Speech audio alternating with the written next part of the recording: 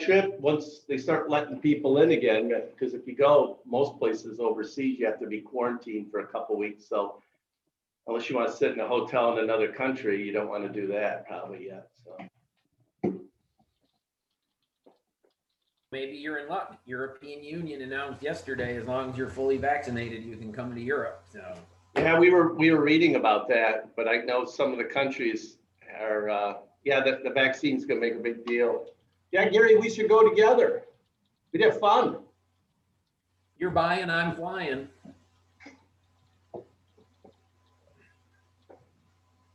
Well, sir, we are at 8:01. Yep. All right. And we do have 40 participants at the annual meeting. Well, good morning, everyone, and thank you for joining us for today's annual membership meeting, and I'll call this meeting to order. Please remember to mute yourself by pressing the mute button on the bottom of your screen. Should you have any questions, feel free to unmute yourself or put them in the chat box also at the bottom of your screen. It's been recommended by our tech team that you watch this meeting in the speaker view rather than the gallery view. And I now call this meeting to order. The notice to attend the annual meeting was included in the weekly Friday 5 e-blast on April 9th. Additionally, the notice was a link to the proxy statement, was made available to the board members, community members, committee members, and corporate accounts via a direct email sent out the following week. Let me start by saying that a member is someone who has donated to United Way of the Lakeshore during the last fiscal year and therefore is eligible to vote. If you are not a current donor of United Way, please abstain from voting. At this time, I would like to take a minute to introduce our board officers who are present today. My name is John Severson. I am the chair, and with me, Gary Nealon, vice chair, Stacy Mellema, treasurer, and Walter Christopherson, secretary. Approval of the 2020 annual membership meeting minutes. The minutes from the 2020 annual meeting memberships were included in the membership meeting packet emailed with a notice of meeting along with the agenda are shown on the screen. If there are no corrections, I ask the minutes be accepted and filed as printed. Can I have a motion to have the minutes approved? So moved, Lisa Sabrin. Outeman, support. Okay, it's been moved and supported.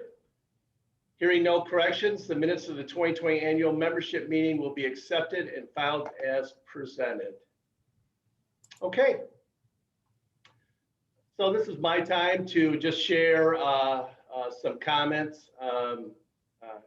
This has been a real tough year for a lot of us, but the way we responded, the way our United Way has responded, gives us so much hope for a better tomorrow. For more than 100 years, United Way has been committed to serving the community through triumphs and challenges. And we remain committed to uniting the caring power of the community to help people in need. Let me share some highlights of our accomplishments from 2020. COVID-19 Response Fund. In response to the pandemic, United Way of the Lakeshore worked closely with Community Foundation in each county. We created a COVID-19 response fund to support nonprofit agencies on the front line serving in Muskegon, Newaygo, and Oceana counties. There was a great demand at the beginning of the pandemic for basic needs assistance until federal and state aid was available. More than $368,000 was donated to the fund, which helped more than 75 programs with food, childcare, healthcare, transportation, cleaning supplies, medical assistance, utility assistance, and temporary housing, and more.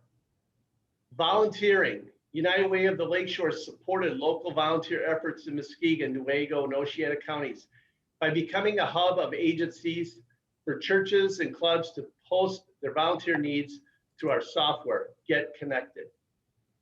Volunteers answered the call and helped at various free COVID-19 testing clinics and traffic control and registration and pantries and food work and volunteer shopper programs. All of these were set up, and now volunteers are helping with vaccination clinics and senior care packages and much, much more. During the holidays, volunteers helped local agency pack meals, and sort and distribute gifts for over 2,500 families. Even with the restrictions of COVID-19, volunteers were able to participate in numerous days of service throughout September. Our days of caring became a month of caring. In Muskegon County, fallen veterans were honored by the cleaning of their headstones, a major transformation at a veterans home, a ramp project at Step Up, outdoor beautification at Every Woman's Place, and cleanup of Muskegon Lake watershed. In Newaygo County, 42 volunteers cleaned yards, landscapes, and winterized the homes of 6 seniors throughout the county. In Oceana County, 60 volunteers worked on a variety of Heart Main Street projects and sponsored a food truck to feed hundreds of families. In its foundation and name, United Way was created to build community unity and citizenship. Last year, we renewed and expanded these efforts to seek understanding and awareness of diversity and equity, and to actively work to end poverty in our communities. The following diversity statement was adopted by the board in 2020. We commit to developing racial conscious partnerships and processes that anticipate unintended outcomes and ensure the inclusion of all people we serve for our community and our organization, working together so that everyone in our communities is able to thrive. Part of this work was advanced the 21-day Racial Equity Challenge. This self-guided learning journey was a great way to learn about the history and impacts of racism and how it has shaped the lives of people around the Lakeshore, while inspiring participants with resources and tools to build racial equity in their work and lives. In September, approximately 5,300 people from all over the Lakeshore area participated in the challenge. The challenge is still available in our website, www.unitedwaylakeshore.org, 21-day equity challenge. And there can also be found a 5-day challenge that you can complete as a work team, organization, or family. I implore you to join us in this work. The 2020 campaign commitments are still coming in the door, and we are predicted to total close to about $2 million in corporate, employee, and grant commitments. If you have made your pledge already, we thank you. If you have not made a pledge to the 2021 campaign, there is still time. Visit our website at www.unitedwaylakeshore.org/donate or call the United Way office at 231-332-4000. Agency funding. Nonprofit agencies in Muskegon, Newaygo, and Oceana counties were awarded $1.8 million for programs that focus on building thriving communities through health, education, and financial stability. Muskegon County received $906,629 for 36 programs. Newaygo County received $85,796 for 19 programs, and Oceana County received $55,460 for 13 programs, and another $207,213 was directly designated by our donors. A complete list of our donors will be distributed in our annual report being emailed to you all and published in our Muskegon Chronicle as well as on our website. While we reflect on how much we have accomplished by all of us working together, we know there is still more work to do. Together, we will continue to make an impact. Later in today's program, you will hear an update on the ALICE report. Let's pledge to continue our work together to change the odds for families who are asset limited, income constrained, employed. They're ALICE. In 2021, let's commit to reach out to our neighbors with understanding for their stories and struggles and find patience to offer grace. I know for the United Way, you have done so much for the children of this county. During the COVID crisis, there were so many that you uplifted There were parents that didn't even have diapers and formula that were struggling. And because of you, we've ran 90% attendance in our Head Start programs. And these are children that come from the highest poverty in our county. I know this is happening in Oceana and Nuevo, and there are hundreds of stories.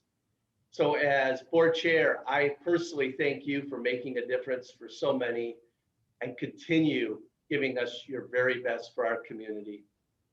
So at this time, I would like to introduce Gary Nealon, Vice Chair and Board Development Chair for the election of new board members. Good morning, Gary. Morning, John. Thank you. Thank you very much. On the screen, you'll find a listing that represents the 2021 slate of nominees to the Board of Directors of the United Way of the Lakeshore.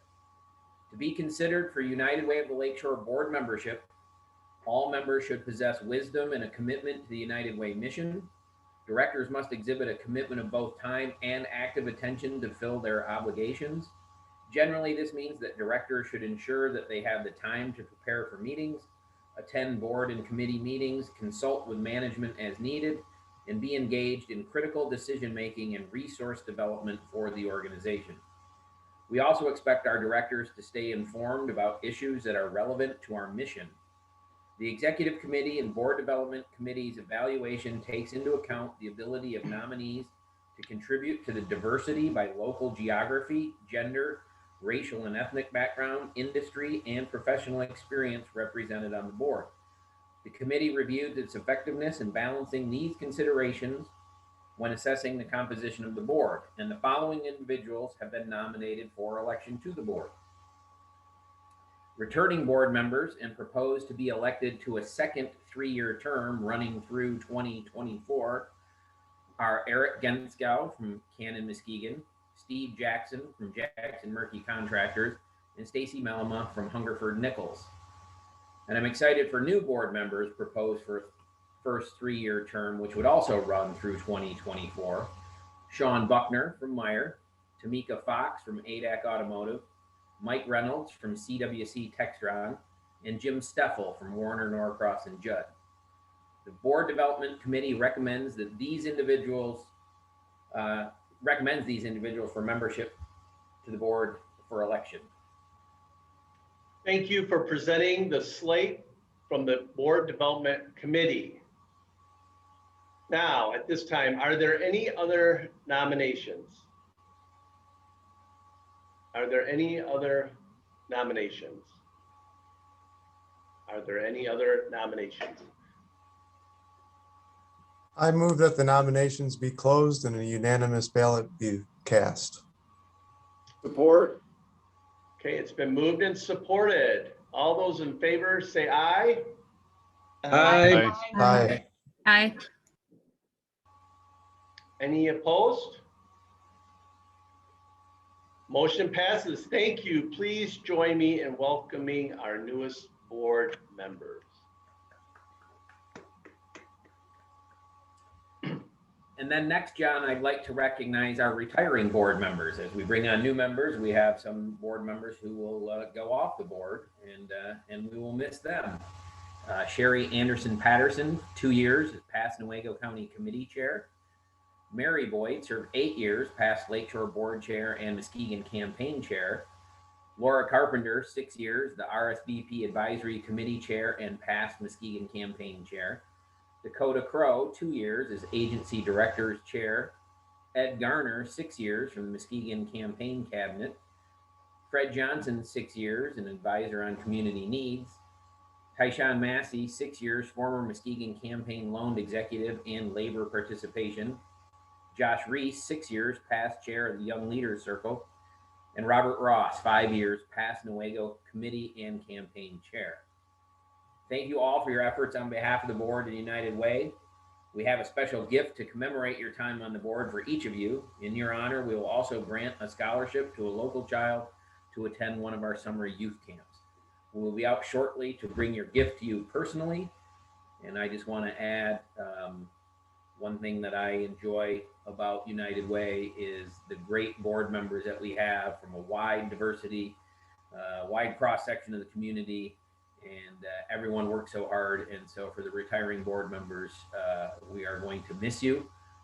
But as I like to say, you may have, your board time might be done, but your commitment to United Way continues. So we will find ways that you can continue to help. So thank you so much, all of you, and new board members as well.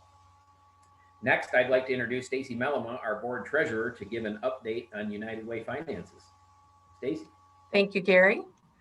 United Way's office continues to do a good job with financial management. Timely and reliable financial reports are reviewed by the Finance Committee monthly and presented to the board. As treasurer, I can assure you that every invoice and every check are reviewed and signed by me or another volunteer board officer to ensure the strictest of accountability.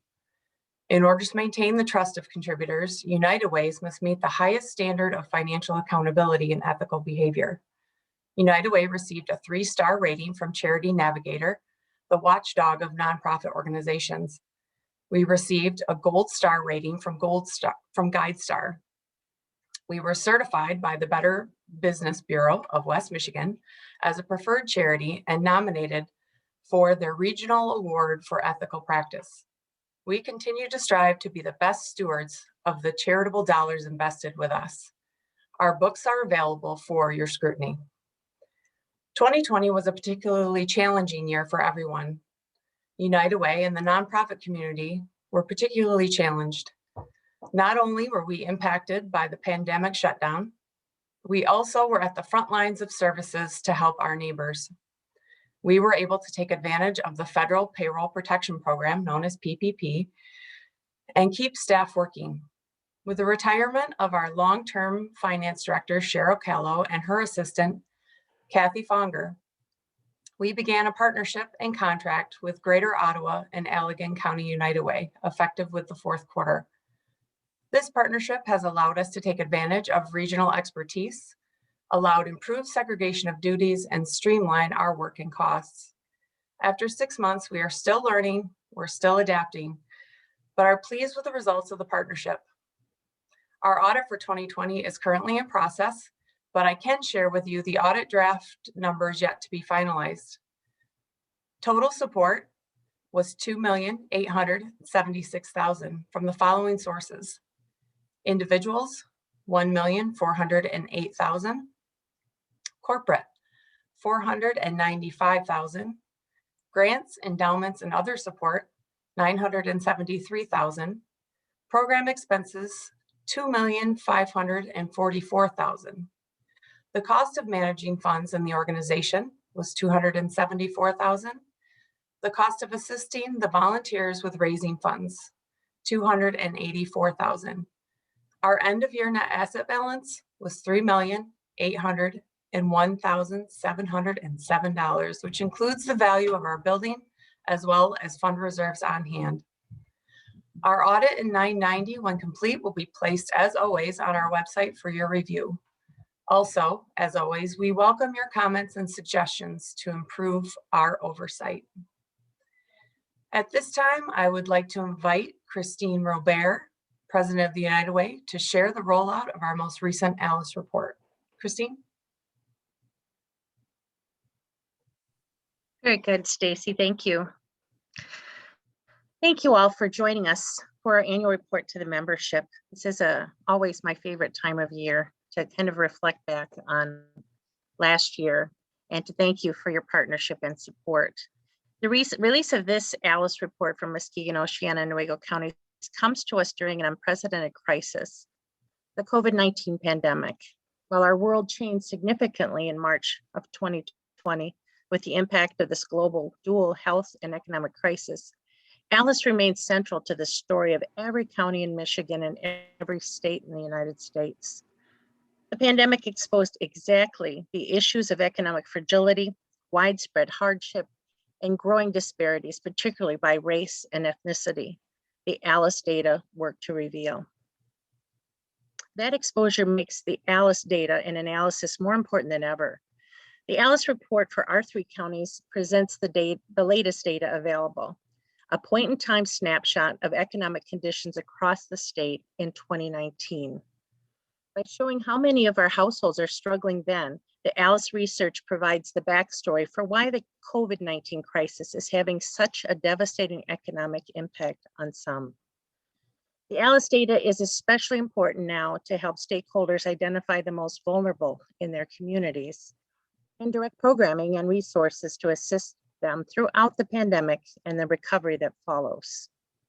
And as we move forward, this data can be used to estimate the impact of the crisis over time, providing an important baseline for the changes to come. We all know people who fall into the category of ALICE, those who are asset limited, income constrained, and employed. They're the households where hardworking neighbors still have to make the tough choices about basic necessities. Many of us live in ALICE households ourselves or grew up in them. Whether it's deciding between quality childcare or paying the rent and picking up groceries, these decisions have long-term consequences, not only for ALICE, but for all of us. As we roll out the new report, you will hear from volunteers and trained ambassadors talk about the current situations our community is facing and how that is impacting our local families. Low wages, reduced work hours, and depleted savings, combined with increased costs of living, meant that nearly half of our households were struggling to get by in 2019. And that was before the pandemic hit. Due to long-standing inequities, those numbers were even worse for Black, Hispanic, and single female-headed households. What's new in the report? At United Way, we remain committed to serving ALICE and all those in need through programs that strive to improve the health, education, and financial security of all Muskegon, Oceana, and Newaygo residents. We have necessary information. Now it's time to do the hard work of improving outcomes for ALICE.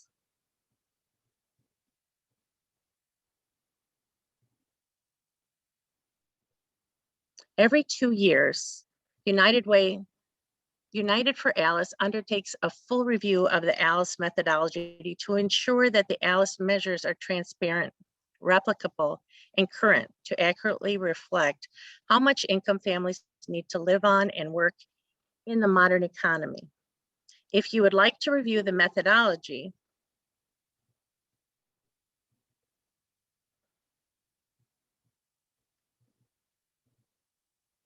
please visit our website for the in-depth information and hard statistical data at the unitedwaylakeshore.org. We are excited to announce that new features and data points are being released for our communities. For the 2019 report, you will have more local variation of information driven by county-wide information down to the municipality information at the zip code level. We are now able to see ALICE household survival budgets for housing, food, transportation, healthcare, and taxes incorporated into each specific community. There is also a better reflection of household compositions and sizes. We now have included a senior survival budget for those who are above the age of 65. We have also incorporated strong transportation and healthcare budgets to better reflect costs for different household members. This includes sorting by age, gender, and employment status. The interactive website allows us to create these budgets for households with any combination of adults and children, including single parents or families with multiple children, something that many of our agencies and individuals have asked us to provide more data on.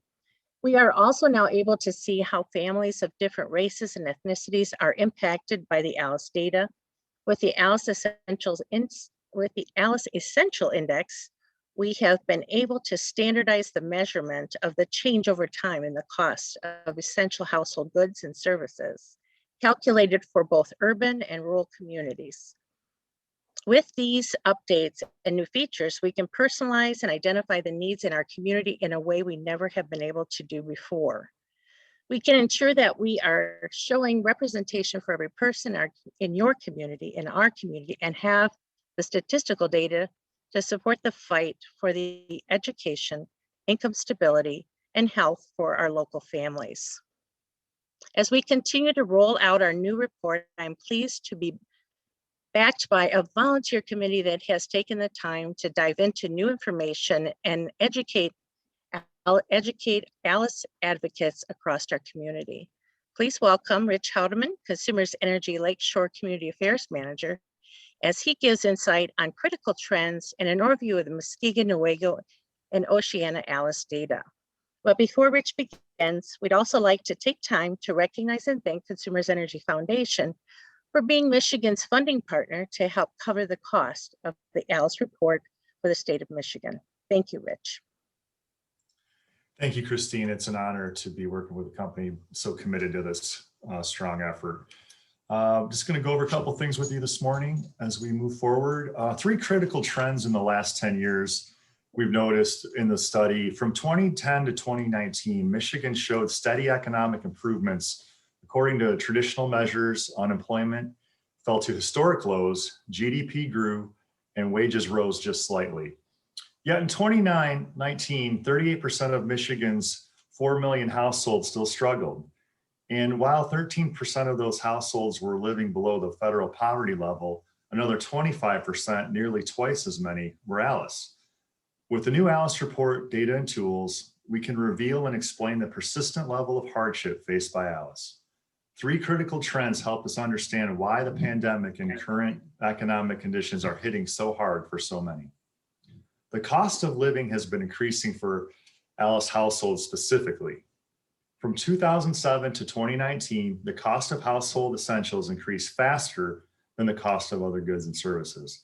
According to the Alice Essentials Index, the change over time in cost of household essentials increased an average of 3.4% annually, while the rate of inflation was only around 1.8%.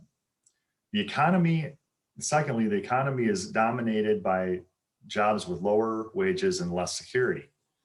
By 2019, a near record low number of people were reported to be unemployed.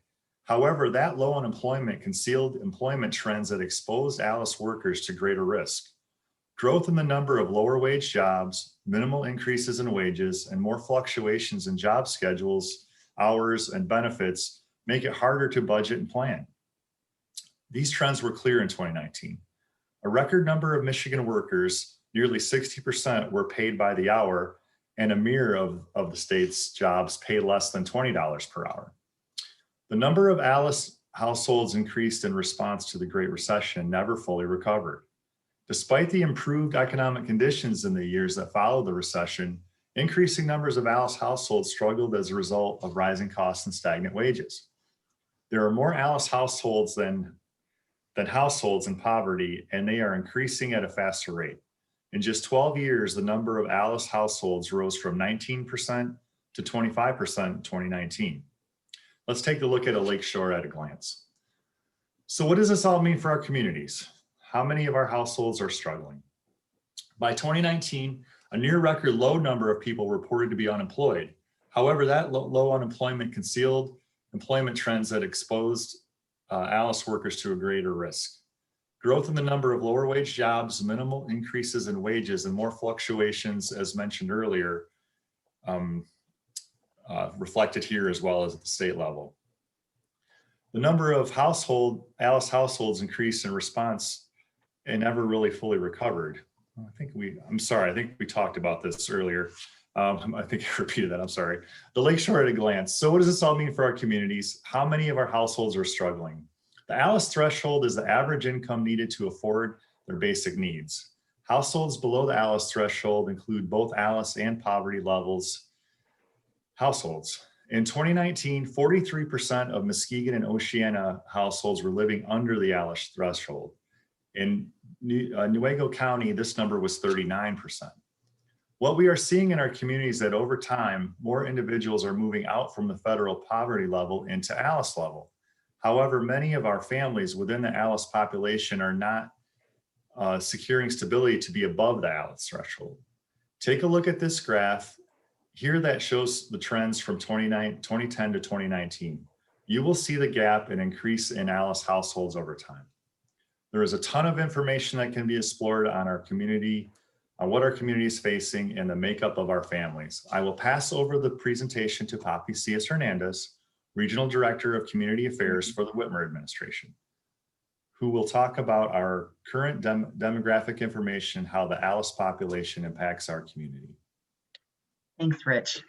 Good morning, everyone. Household makeups and demographics breakdown. Alice households live in every county of Michigan, urban, suburban, and rural, and they include people of all genders, ages, and races, ethnicities across all family types. However, some groups are more likely to be Alice than others. For example, there are Alice households in every age bracket. The youngest group, people under 25, is more likely to be in poverty, and both the youngest and the oldest, people 65 and older, groups are more likely to be Alice. For Muskegon, Newaygo, and Oceana counties, 51% of households that are 65 years of age and older are under the Alice threshold. 43% of our seniors are living as Alice. For those who are just starting their life and employment, those under the age of 25, 60% of our community members are Alice. Alice data show that more than 40% of our households do not earn enough to cover basic expenses, including housing, childcare, food, transportation, healthcare, and a basic smartphone plan. This is a structural economic problem. Wages are not keeping pace with increases in the cost of living. But for Black households, those numbers are far higher. When it comes to race and ethnicity, poverty and racism have been inextricably connected since this country's inception. Yet official federal statistics have never fully portrayed the economic impact of that link. Racial and ethnic disparities in hardship are growing, not shrinking. From 2010 to 2018, which covers the recovery from the Great Recession, the number of Black households below the Alice threshold, that's the minimum income needed to afford household basics, increased by 12%, while the number of white households struggling to make ends meet barely changed, increasing only 2%. Black families continue to have persistently low wages, fewer educational and job opportunities, poorer health, and lower life expectancy. Structural racism and discrimination continue to restrict job opportunities and wage levels for Black workers, even when controlling for age, gender, and education and region, Black workers are paid 16% less than white workers. For Muskegon County, 70% of Black households are living below the Alice threshold. This is a stark comparison to their white counterparts who have 39% of their households living below the Alice threshold. For households with 2 or more races, this percentage is 66%. And for Hispanic and Latinx communities, the percentage is 45%. In Oceana County, 50% of Hispanic and Latinx communities live under the Alice threshold. For white households in Oceana County, 43% live under the Alice threshold. In Newaygo County, 57% of Black households and 59% of households who have 2 or more races live under the Alice threshold. For Newaygo County's white households, 39% live under the Alice threshold. In addition to these demographic disparities by age, race, ethnicity, and family type, which are perpetuated by discrimination and institutionalized racism, ageism, and sexism, other factors can also make households more likely to face financial hardship. Lower incomes are also associated with households headed by a recent immigrant, especially one who is undocumented or unskilled, by someone with low proficiency in English, by LGBTQ+ persons, by someone with a low level of education, by someone who was previously incarcerated, or by someone living with a disability. Groups with more than one of these factors are even more likely to experience financial hardship. As we know, every community and the families that live in them are unique. Financial well-being can look very different for a family in a large city versus a family in a small town. Please welcome Jillian Maloche, Human Resources Manager at Noah Machined Products, to discuss household budgets on the Lakeshore and the consequences and impact of Alice families. Morning, everybody. The actual cost of household basics in every community in Michigan is well above the federal poverty level for all household sizes and types, and the gaps are even larger for families. Public assistance programs are based on the federal poverty level, but the federal poverty level is not enough to cover a household's bare minimum costs. This means that the assistance programs serve far fewer households than the number that need assistance, even in a strong economy. For our communities, we have an ALICE household survival budget that estimates the minimal cost of household essentials, including housing, childcare, food, transportation, healthcare, and technology. However, it does not include savings, auto repairs, cable service, travel, laundry costs, or amenities such as holiday gifts or a dinner out at a restaurant, which families take for granted. This is just the bare minimum to survive. So you'll see here that for all three counties, Muskegon, Newaygo, and Oceana, that a family of 4 made up of 2 adults and 2 school-age children will need to make $51,180 a year just to meet their bare minimum needs. At the bottom, you can see how much to add per person by age to make up different budgets for different size families. And new this year, there is also a senior survival budget to reflect the fact that seniors have lower food costs than younger adults, travel fewer miles for work and family responsibilities, but have increasing healthcare needs and additional out-of-pocket healthcare expenses. So what are the consequences and impacts? Well, ALICE families need to make choices. The problems they face are complicated and interwoven. With the consequences of insufficient household income report, we can see the clear documentation of the issues our families face and how they are interconnected. Our community stakeholders can start to build solutions for their neighborhoods. On the flip side, there is also community impact that benefits our neighbors that is outlined in the sufficient income report. Both of these reports are included in the ALICE report and explore the consequences and impact on housing, childcare, food, transportation, healthcare, technology, and family savings. Just one example we'll explore is safe, affordable housing. Where we live matters. It impacts our financial stability, current and future health and life expectancy, exposure to violence, access to resources, housing and transportation costs, educational opportunities, and future economic prosperity. Yet, ALICE families, whether they are homeowners or renters, are challenged to find affordable units and often spend a disproportionate amount of their income on housing. As a result, they are frequently forced to make difficult choices or sacrifices in other areas of their lives. Homelessness is the worst possible outcome when ALICE cannot afford basic housing, but there are less drastic consequences that also take a toll. In 66% of US housing markets, owning a home is more affordable than renting in the long term. Yet the cost of a mortgage and down payment, maintenance, and real estate taxes make homeownership out of reach for many ALICE families. And this is especially true for households of color due to racial and ethnic discrimination in home buying and mortgage qualification practices. If households are above the ALICE threshold and make a sufficient income, households experience improved health through safer environments and decreased stress, increased educational and performance and better outcomes for their children, and greater stability for all household members. For our community, this could mean less traffic, lower healthcare costs, better maintained housing stock, lower crime rates, and less spending on homelessness and social services.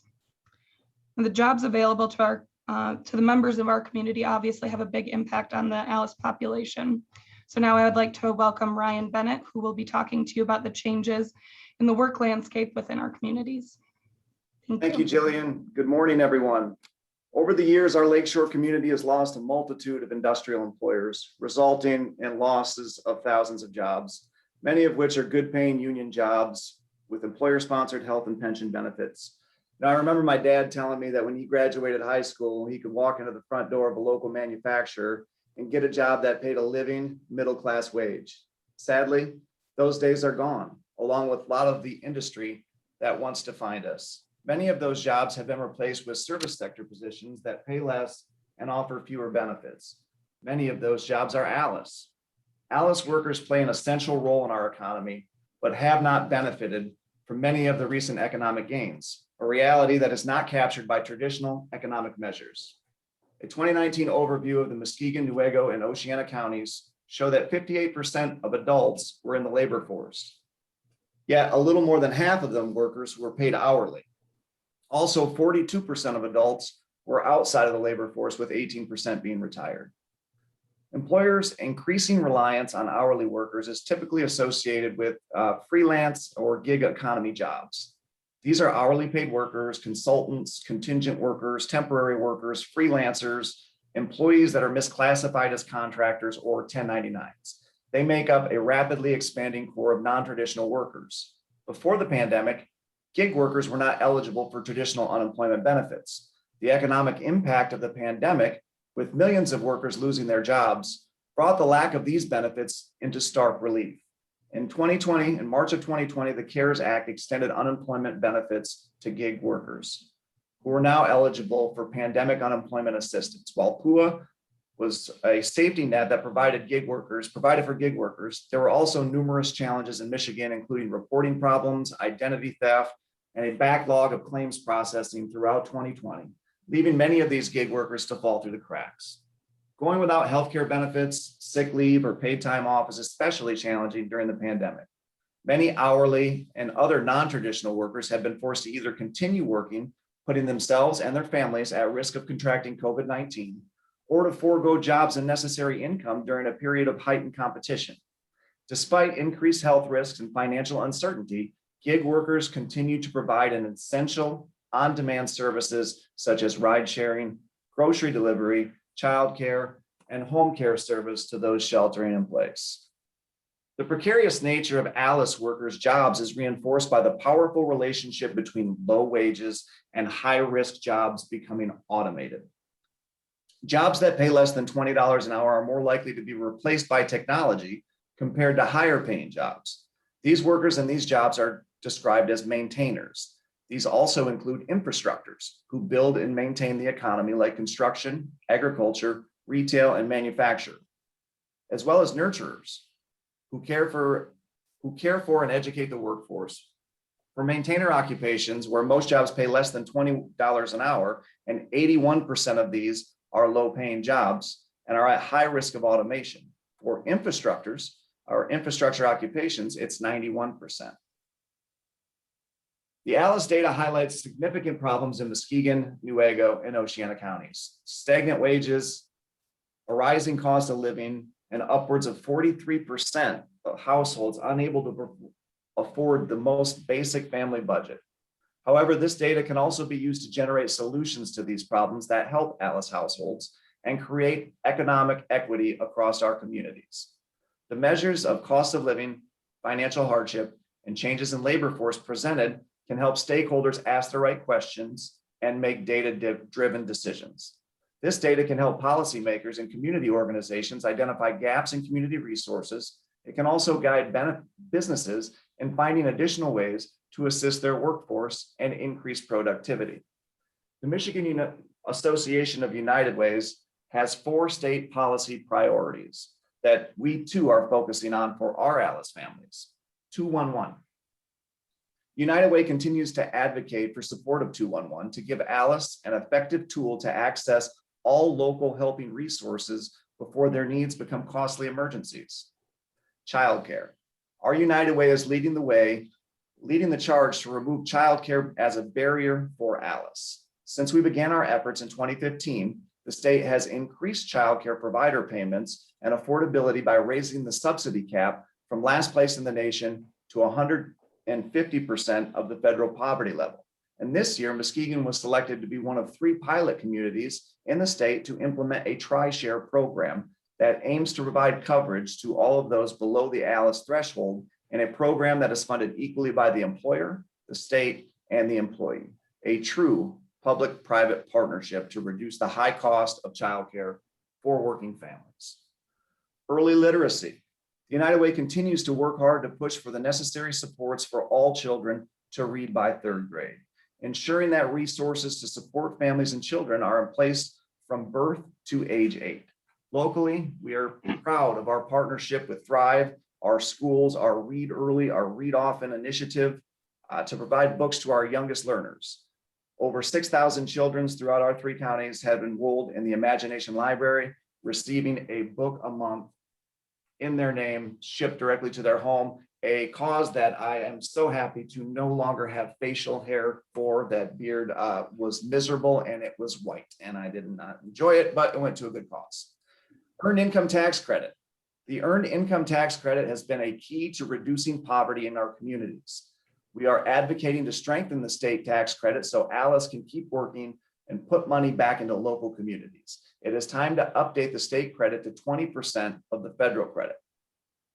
United Way of the Lakeshore will continue to fight for every person in our community. We do this by supporting grassroots programs at several different agencies and rallying the community to support our families.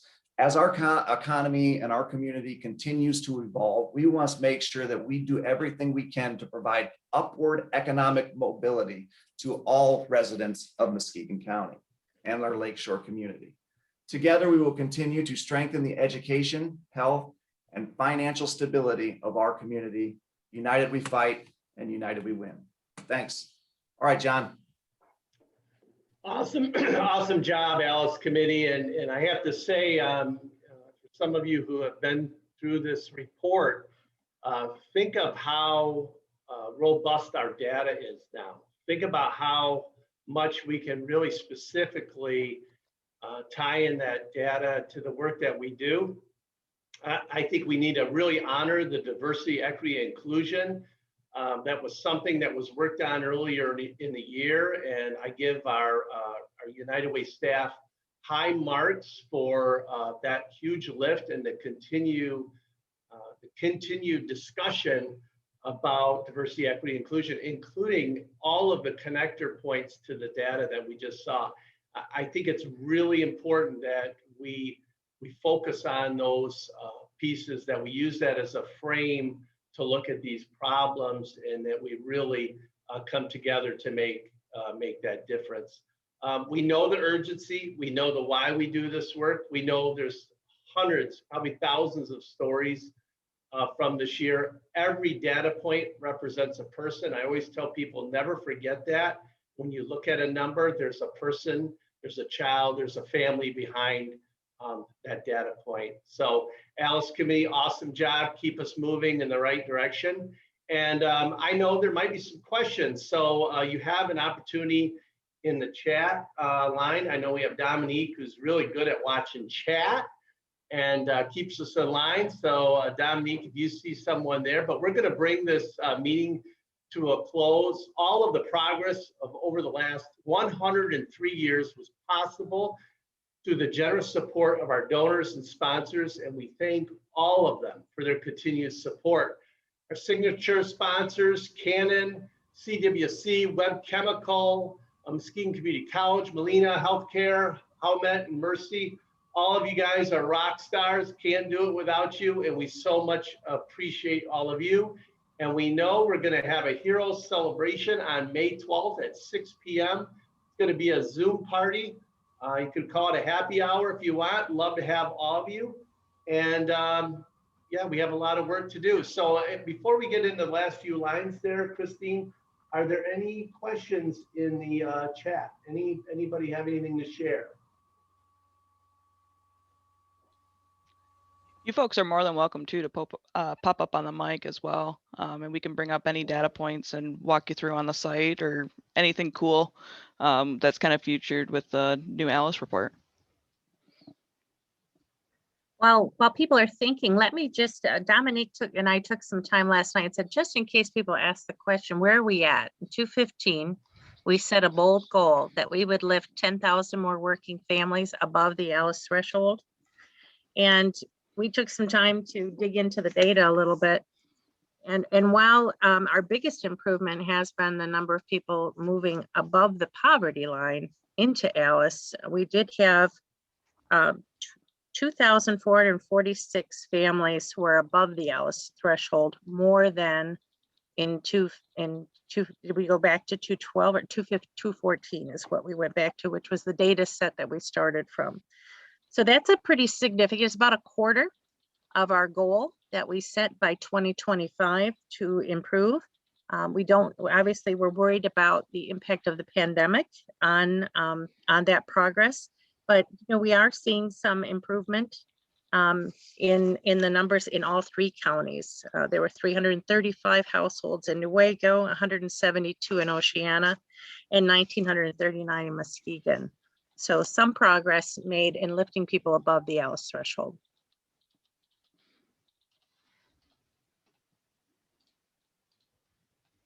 Any other questions or comments?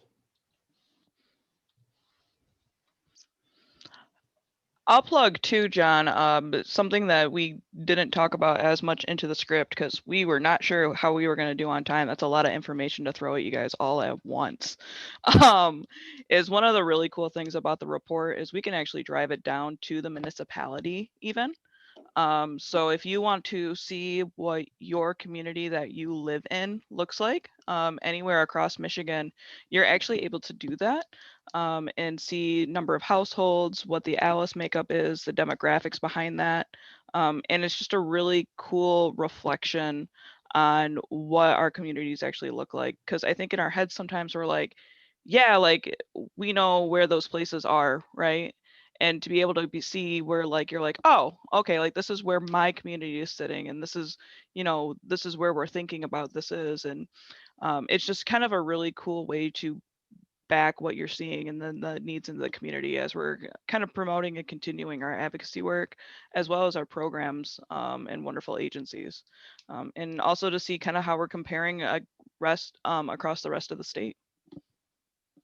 I think it's a good opportunity also for the Alice Committee to reach out to all of those government organizations and school leaders to share that information. I'm sure you're already got a plan for that. So I can't wait to see what next year brings. And it's very exciting to have data-driven decisions. Can't get any better than that. And I think we're good on the questions. You see anything else there, Dominique? Hey, Dom, why don't you pull up your township just to give them, so we talked about how we can do that. Why don't you bring up your township so they can kind of see how they would explore that in the United for Alice data? Yep, so all of this is accessible on our website, and you guys will actually have the PDF printouts and even this presentation posted by the end of the day. But you can actually go in here and you can select any county. So we'll do Muskegon. And you'll see here, it'll give you the point in time. So you'll know exactly what data it's talking about and referencing to. And then you'll see there's lots of fun little interactions that you can bring in, breaking it down by households. The budget specifically to Muskegon County. So the one that we showed today was actually for all three counties, but it actually takes into account the housing market for your community, as well as transportation costs and different things specifically to each county, which is kind of a cool look at that.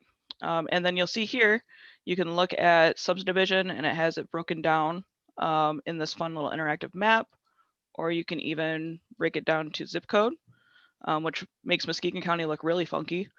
And then it will, let me change that back to subdivision. And then you can see too, it will break it down right by the community in a nice little graph of the total percent of households and then those living below the Alice threshold. So myself, I'm actually from the Eggleston Township community. So we are at about 42%. And then there's all kinds of other interactive pieces that you'll see here. So demographics, if you want to look at race, age, and families with children. Those breakups are here, and you can actually select multiple counties at once. So if you're an agency or a company that deals with a lot of different communities, you're actually able to pull their data specifically for your region. Household budgets, which Jillian spoke to. You can select for your county, and then you can actually start kind of playing around, like, what if we got rid of that childcare cost that we were talking about, right? I can click that on or off, which kind of helps see, like, oh, if I didn't pay my taxes or if I paid my taxes, this is where we're at, or to kind of see what that's going to be like for your household budget. And then in terms of like what the cost of living is by geographic area. So again, all of this will be available on United Way Lakeshore, and they're all printer friendly. So stay tuned for that. It's a great resource for folks in our area. And in the comments, John, you're right, there aren't a lot of questions. However, there are a lot of thank yous to retiring board members and lots of great welcomes to our new ones. Well, just a reminder again, Wednesday, May 12th, 6 p.m. It's going to be our celebration. And we will meet our legacy of caring leaders, our Spirit of Lakeshore leaders, our community builder awardees, and our volunteers. We're going to celebrate all of them. I also want to celebrate our United Way staff. Christine Robert, you have a rock star group that have just been amazing this year. And we really need to honor, we should all give our United Way staff a round of applause for all that they do. I would echo what Gary Nealon said to those board members that are leaving us. We know where you live. We'll come find you when we need you, and we will put you to work. So if you ever had breakfast with Christine Robert to get you on the board, you know it doesn't ever end. So we'll still be reaching out to you. And our May 12th night, we're going to have some special fun. We have a live auction. So please sign up on our website or call the office if you need any support. This time, I now ask for a motion to adjourn. I'll make that motion, John. Okay, Gary, has given us a motion. I want a second, just to make sure we are close. Okay, it's been motioned and supported. Any further comments? All right, appreciate all of you.